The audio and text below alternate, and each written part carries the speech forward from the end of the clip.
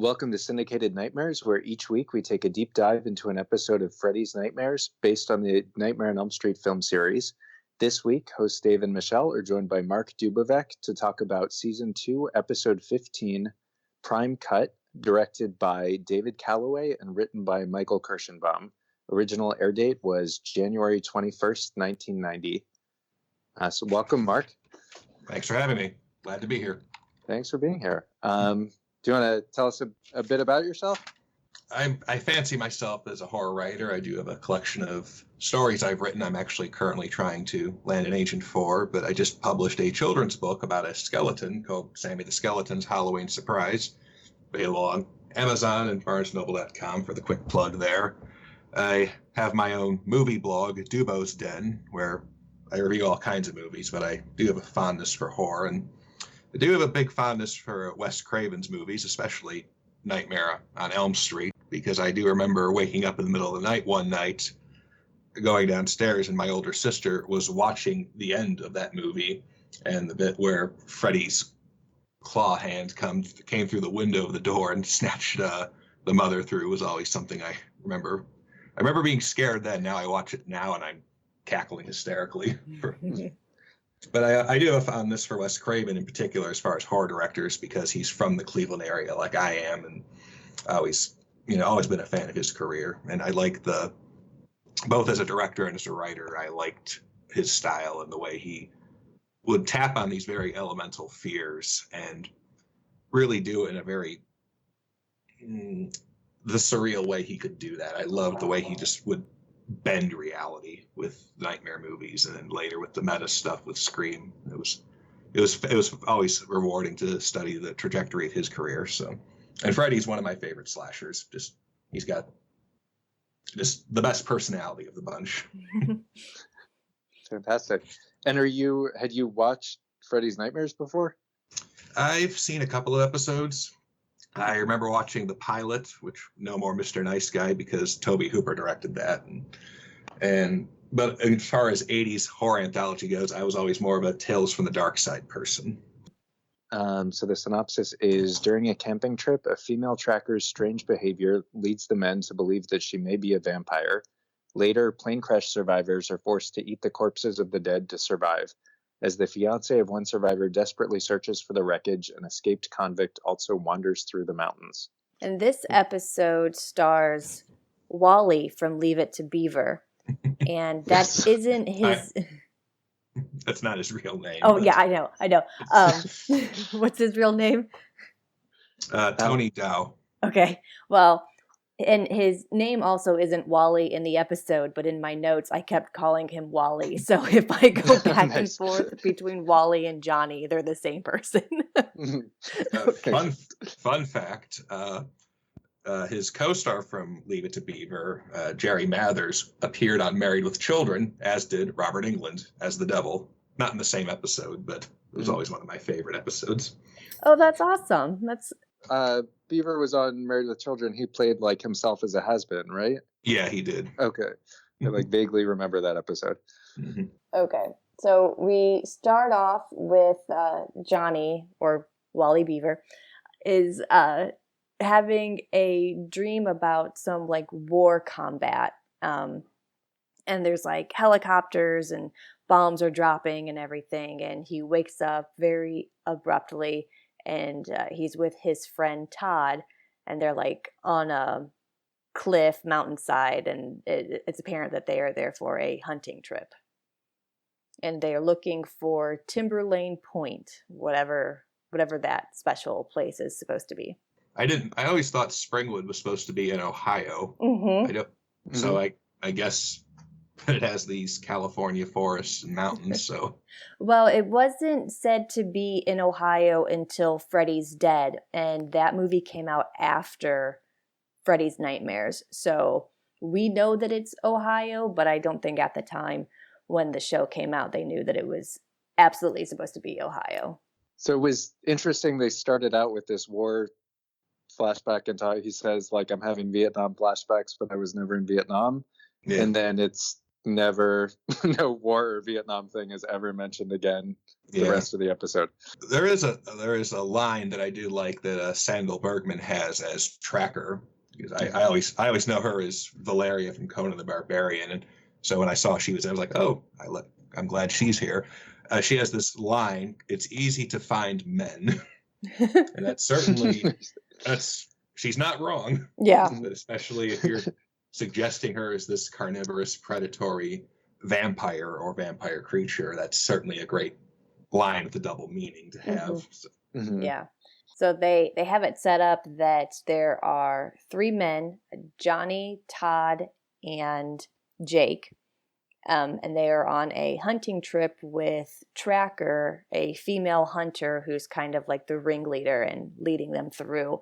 It sounds like they are hunting for deer, and none of them are very skilled except for Tracker. So the episode is set up as a hunting trip, and then we go over to Freddy to do his little bit, and he's dressed as a hunter with the hat and the ear flaps and the crossbow, like, Daryl from The Walking Dead. Now that'd be an interesting crossover. That would. And I thought like Freddy in that hat looked so familiar, and I did some Googling, and that was, even though this episode wasn't released on VHS, that picture of Freddy in the hunter's hat was on one of the VHS boxes for the series. Not sure why, but well, good. Then that means when I promote this episode, I'll be able to find a high quality image of Freddy in a hunter's hat, because some of the images I have to post are pretty low quality. This series was never released on DVD, was it? No. There are petitions for it to be released on DVD. As the closest it's come is it being on Chiller a few years ago, when Chiller was still around. And I think that's how a lot of people were able to get bootleg copies of it. So, yeah, Warner Brothers, if you're listening, people will buy this. Yeah. Just release it. I, as a horror fan, purchased a Blu-ray copy of The Mangler starring Robert Englund. So there's no basement for what quality I'll go for. So the 4 of them are at this camping site, and she tells Todd and Jake to dig a pit to light the fire. And then she sees that Johnny is going to set up the tent, and he's got these wooden tent stakes, and she gets freaked out seeing wooden stakes. And then she apologizes for freaking out because she says that her husband was killed by a wooden stake, which is just an odd way to go out, I think. Maybe she should have offered a little more information. Yeah, he was hunting and tripped and fell. Not just, he died from a wooden stake. That wooden stake had it in for him. And so she is prejudiced against wooden stakes ever since. And then the guys at the fire pit, Jake gashes his hand, which was really they show a close-up of him slamming a hammer into his hand. And then she's like, saliva works, or they're looking for alcohol or something to put on the wound, and she's like, saliva works best, and starts sucking the blood out of his hand. And she's going to town, sucking the blood out of his hand. I'm sure he lost 3 or 4 pints from what she did. Yeah, it's one of those things she didn't mention in her resume when they hired her as the tracker, that, I will suck the blood out of you to make sure you don't get an infection. Well, yeah, that's part of her bonus survivor skills. She's a walking first aid kit. Right. Then it's night, and they're in a tent, and so the 3 guys are sharing the tent together, and she is sleeping in the woods. And I like the Jake's line when they're talking about how she sucked the blood out of his hand, and he's like, I'm gonna cut my thigh tomorrow. Yeah. But granted, Jake is married, and so is Johnny, but Johnny doesn't really seem to be hypnotized by her blonde beauty and hot body and all that. So it's Jake and Todd who really want to sleep with Tracker, and Johnny could take her or leave her. So as they're talking about how hot she is and all the things they want to do to her, then it progresses into what kind of hunting they're going to do. And that's when Todd says that he's going to get some type of deer or buck, whatever he calls it. And as they're talking, they hear bats flying outside the tent. And so that kind of worries Johnny a bit. He's starting to piece some clues together. Although I thought when we first heard the bats, I thought it was a helicopter, like a callback to the war scene. Yeah. It sounded more like that. Isn't there the nightmare sequence where he goes out to the tent, talks to her, and then she gets threatening, and then he wakes up again? One of those little... Or he's like hinting, like, "Are you a vampire?" Yeah. And then he walks away, and we see like a close up of her brushing her fangs. Yeah. Well, they're talking about like the blood sucking, and did you hear bats last night? And it was a very weird conversation to have. If I were on this hunting trip and my guide was acting like this, I probably wouldn't piece together in like 5 minutes, oh, she must be a vampire. I would just think she's kind of weird. But yeah, I wouldn't be operating under the restraints of a 1 hour anthology horror show. So I don't have time to really let that settle in. So. Yeah. So after she brushes her fangs, it cuts to them. All the three men are waiting around the campsite because it's breakfast time, and she and Tracker decides to serve them worms with homemade blood as the sauce for it. So basically bloody worms. Johnny's like, I'm not eating this at all. So Tracker has Jake and Todd hold him down while she like forces the worms down his throat, and he like starts gagging, and lo and behold, it turns out to be just a dream. Yeah, and then she sees he's got like a cross necklace, and so she's scared of his cross necklace. Just in case the only thing they're missing is garlic. I think they're throwing in all the vampire things. Oh yeah, holy water. Yep. So that's just one more tick in the vampire column for Johnny's evidence. And then the next morning, she brings Todd into her tent, and she asks him she's like, I need a favor, and asks him to put sunblock all over her. Did you see the name on the suntan lotion bottle? Stoker's Sun Dead 350. The Bram Stoker estate actually sold that. I would buy it. So it inspired me to look up like what's the highest SPF you can buy, and it's 100. But then I was reading like all about sunblocks, and it said like 30 is all you need. That if you go higher than 30, it's not that much of a difference. Well, tell that to Tracker. So after she gets the sunblock put on her, they decide to go hunting.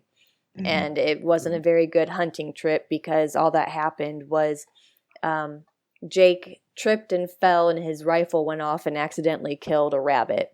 So that's tonight's meal. Todd tries to sleep with Tracker, and she's like, well, I would prefer if you like got a condom or something, but like she didn't say condom, she just kind of alluded to it. And so he goes into his tent to find a condom, and then she decides to run off with Jake. No explanation. She just grabs him by the hand, and away they go. So Todd comes back out of his tent ready to go, and Tracker is nowhere to be found. And then Jake is like tied up, and she's grinding on him and bites his neck. And she's wearing like she's wearing like a druid robe too, or something, or something like that. Oh yeah, like a classic Count Dracula cape with the collar popped and everything. Yeah, and then Johnny wakes up, and Tracker comes in and says Jake is missing.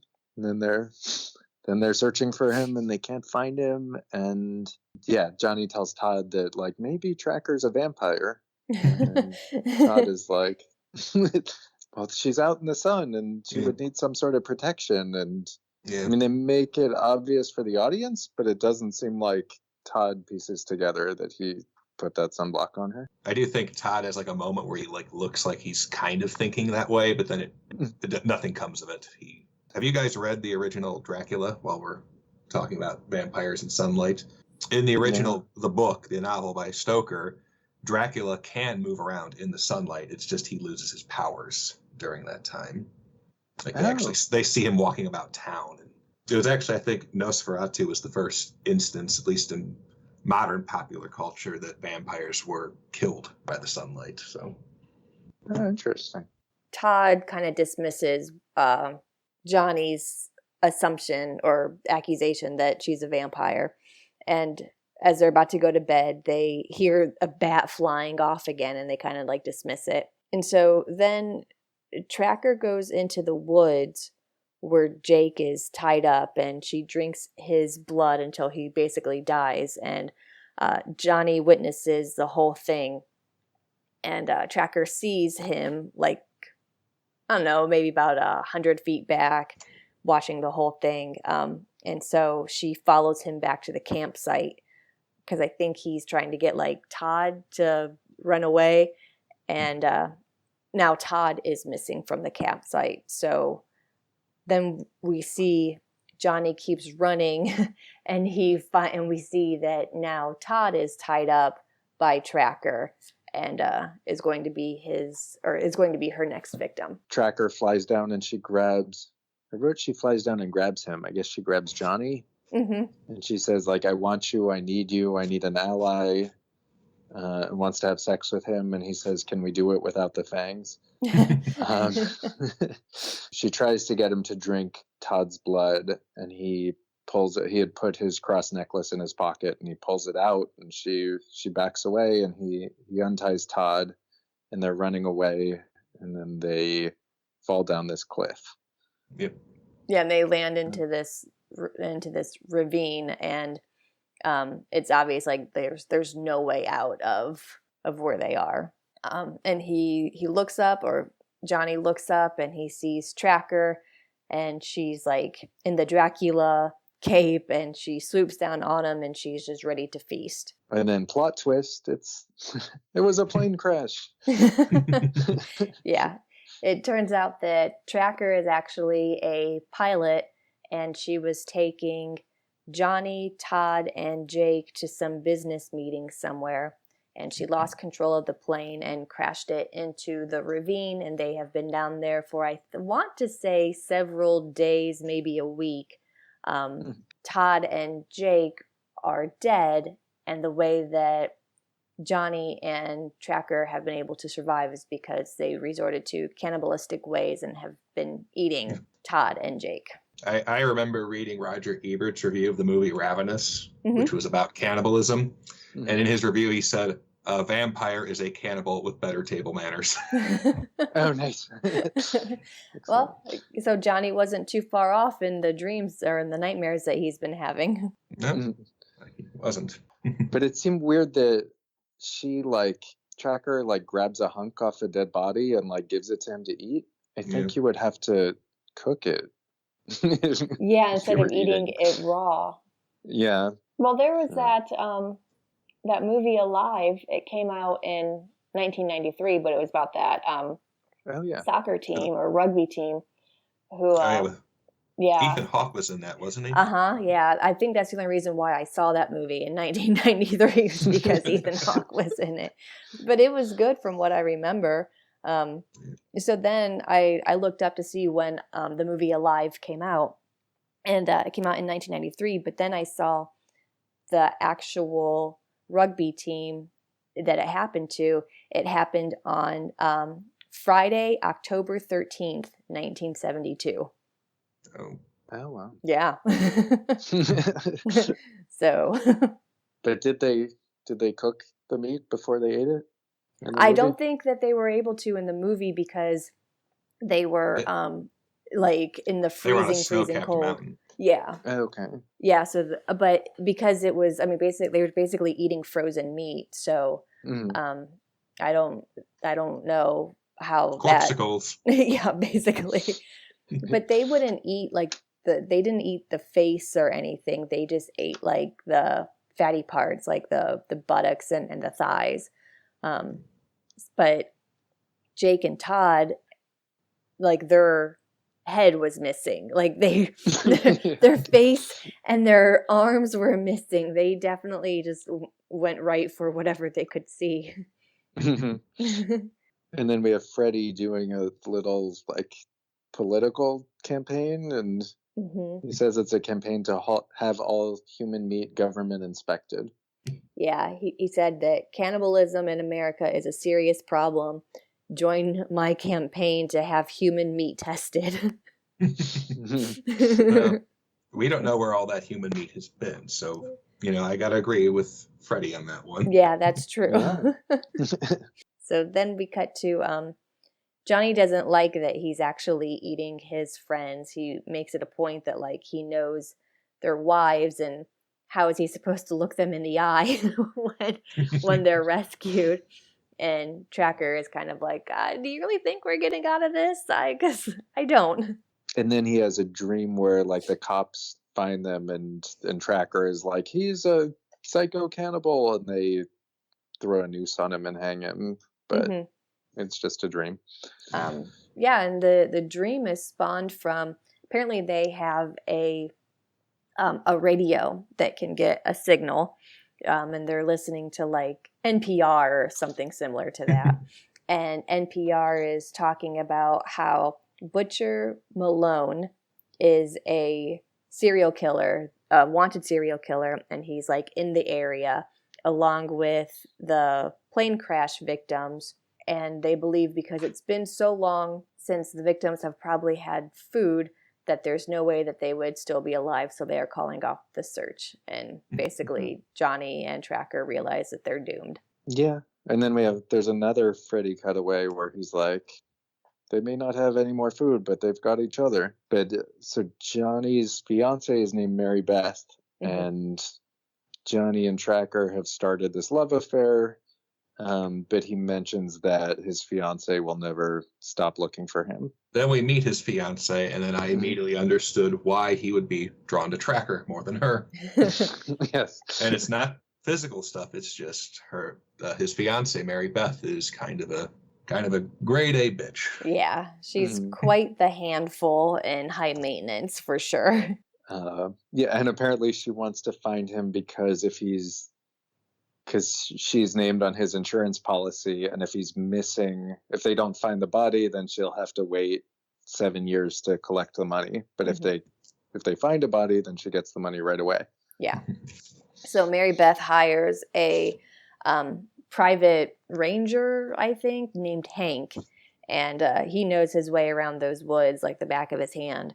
So he's like leading her through the woods or the ravine, and he's just realizing like I probably should have charged her double because she's a real pain. And then they do find them, and I wrote down in my notes like this joke was taken right out of Spaceballs. I wrote that too. But yeah, instead of the essentials, it's like she's packed a teddy bear and a hair dryer and a hair straightener, and so they don't have the resources to pull them up out of the ravine. So the guide she hired us to go back to find a rescue on his own, and she's gonna stay with them.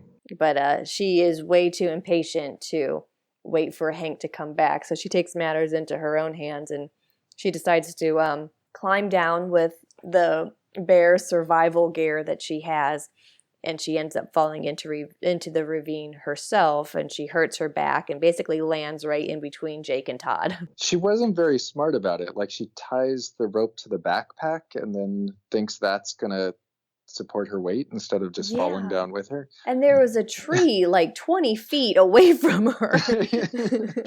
But then she sees the remains of the body and freaks out because she finds out they've been eating dead people. Johnny tries to justify why they ate the people, and they're like, I mean, it was either eat them or die. What would you like us to do? And she was like, I would rather die. And then meanwhile, there's this escaped killer on the loose, and there's cops and a ranger and a dog, and they're all looking for this killer named Butcher Moran, who's running through the woods as well. Butcher Moran. I thought it was Butcher Malone, and the whole time I was thinking Post Malone, and my notes are a mess. Okay. And then so there's a lot of like love triangle stuff. Mary Beth is asleep, and Tracker is asking Johnny what he sees in her. What he sees. Yeah. That's a fair question, to be honest. Yeah, very true. Because Johnny's the rich one, and she's the one who wants the insurance money. So Yeah, that is a good question. What does he get out of it? Well, But she was dating Todd before she hooked up with Johnny, so maybe there was like some type of competition there, you know. and then the ranger ran off to get help, and he runs into Butcher, the serial killer, and Butcher shoots him and takes his clothes. Yeah, so now now whenever people see Butcher, they'll think that he's a ranger, basically. Mm-hmm.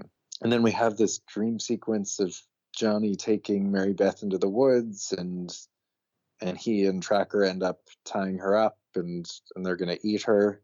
And I just love the line because Mary Beth is, I mean, she's not overweight at all, but she's very self-conscious about her figure. So they're about to eat her, and Johnny's like, "We had to make a decision, and she's not fat." Yeah. Yeah, and Mary Beth is not overweight at all. No. But yeah, she Mary Beth wakes up, and they give her some meat to eat, and it's clearly human meat, but they tell her it's rabbit so that she'll eat it. So she gets like really grossed out by it being rabbit, and I think this is when it turns into the women start to like fight over Johnny, and they like are telling him that he needs to choose between them, and he's like, "Why do I have to choose between the two of you? Like, why can't it just be both of us?" And they're like, "No, you have to choose between which one you're going to eat first." Because apparently their food, which is Jake and Todd, is now rotting, so it's not going to be good pretty soon to eat. Which, how long would it take for it not to be good? I would assume like a few hours. Yeah, like in the hot sun. Yeah, it wouldn't last very long. And I think like decomposing would start very quickly in that weather. And then also the bugs that presumably would be getting into it while they're there, the maggots, flies. Oh yeah, yeah. That's a good point. Which, I don't think, if I remember correctly, the episode doesn't feature any close-ups of like maggots or worms going through the bodies of Todd and Jake. And I know cable TV restrictions at the time, but it's a bit of a disappointment we don't see it. Yeah. I mean, we do see like their peeled skulls, but I'm a gore hound, so I want the gross stuff. Yeah. Well, no, that brings up the point of like, where are all the vultures and buzzards, that would come to feast off of them? So. Yeah, there's like no animals in these woods except the one rabbit they killed. Well, they did say towards the beginning of when we find out that it's actually a plane crash, Tracker did say that they already ate the animals that were around.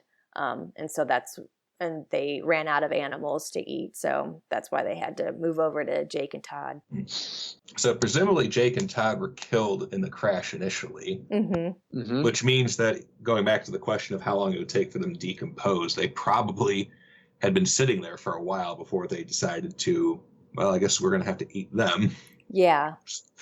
So I want to say the science and the chemistry in this episode are a bit off. Yeah. Or the biology of it is way off.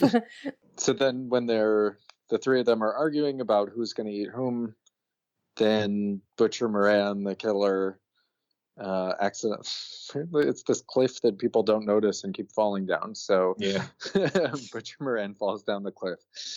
And then, he's fine when he lands at the bottom, but when he gets up, they all like smile at him. And then it's presumed they're going to feast. Dinner is now served, basically. Yeah.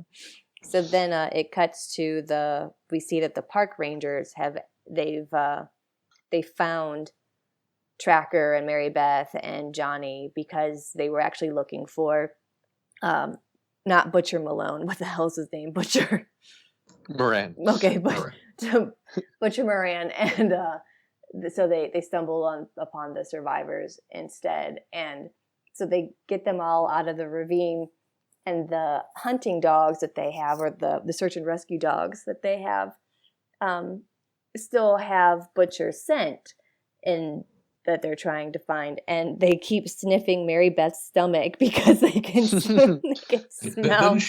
Didn't she burp too or something? Oh, is that what it was? Okay. Like, and that's why they write for her, because they could smell butcher on her breath. Okay. Yeah, and that's pretty much the episode. Does it end with a Freddyism? Well, it also ends like the sheriff leads them back to their Jeep and is like, right. "Hey, we got some food here. What do you guys want?" And they all look at each other.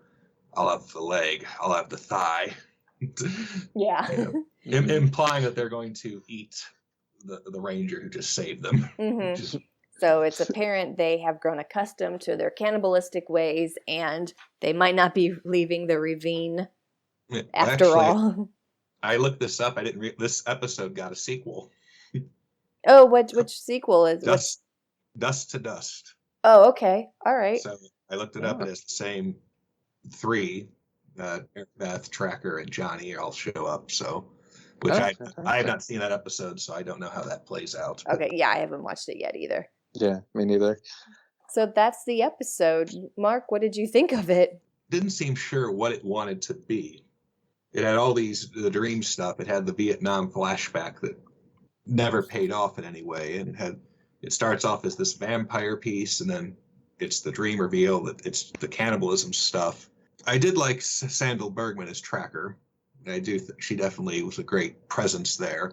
The whole business with Butcher Moran, that seemed kind of tacked on. Like he takes the ranger, Mary Beth's hired clothes, takes his clothes, and you'd think that would have paid off more, but he just walks around, falls in, and they presumably eat him. So I wasn't bored by the episode. I just think it didn't have a clear idea what it wanted to be about. Yeah, I like the point that you brought up with Butcher Moran. He kind of served a very pointless reason in being in the episode. Almost like they just needed some reason as to why they would have stumbled upon the survivors. But there are so many other ways that they could have done it without having to introduce a pointless character. They could have just been rescued at the end, but then they just eat their rescuers and doom themselves anyway. That might have been a more darkly ironic ending. I like that. Yeah. And I don't know if they were planning to do a sequel up to that episode or what. So if they wanted to keep them alive for that follow-up, but I think that would have been a more of a fitting Twilight Zone-esque ending for that. And yeah, I mean, I agree that story-wise it was all over the place, but I really liked the humor in this episode. Yeah. Sometimes the jokes in these episodes are kind of cringeworthy, and I thought this one, a lot of the humor really landed. I thought it was pretty funny. Yeah, there was one where Johnny was upset about something that he was doing, and he was like, his stomach was upset, and Tracker was like, well, maybe it was something you ate. so little stuff like that. Yeah. I also like when they're it's just like a random stupid moment, but when Johnny and Jake are at the campfire after Todd goes in the tent with Tracker, and Johnny's eating, and Jake's like, do you like my oatmeal? And he's like, no. Like that's the whole thing. Honesty between friends is I also like, and it's more of the dark moment, but when Mary Beth falls down and lands right next to the rotting corpses of Todd and Jake, and it's that kind of moment's often played for scares in a movie or TV show, but like the way she reacts and the way it plays off, it's I found it darkly funny. Yeah. Because it's like she's the bitch I don't like, and now she's like face to face with something disgusting. So it serves her right. I liked it. I liked it more than probably I should, but that's only because Dave and I have so many episodes to compare it to that are just awful, just a terrible episode. So when you get one like this where it has more good points than bad, it kind of amps it up just a bit more than what it should. So I like it for the reasons that Dave said. It had a lot of good moments in there. The story is kind of like chopped into thirds for me, and each of those 3 story points are good, but just mashed together. It doesn't have any of that cohesion to it. Yeah, go ahead. I think going back to what, the vampire stuff was a dream and the waking life is the cannibal stuff. Mm-hmm. It could have been more interesting, especially because it is Freddy's nightmares and Freddy the Dream Demon. They could have maybe toyed with that a little more, which reality is the real one, Mm-hmm. and which would be more. I mean, at least with the vampire stuff, he's not trapped and he has ways to defeat her, but the cannibalism is like, we're stuck here. What are we going to do? And it could have, really gone back and forth with which one's real, which one isn't. And I do also like that, a lot of these lower budgeted horror stuff, especially the anthologies, they're usually shot in a studio somewhere. I do like that they actually went somewhere and they looked to be in a real forest, Mm-hmm.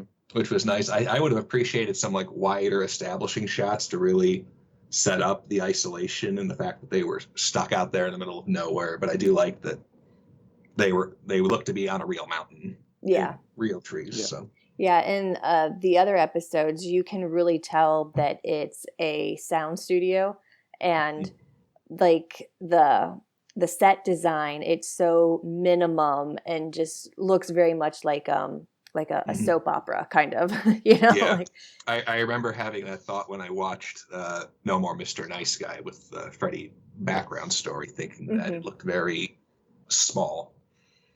So yeah. but I do appreciate it. Also, it's also daylight horror, Mm-hmm. which is always a hard thing to do. But I do appreciate when a project tries to do that.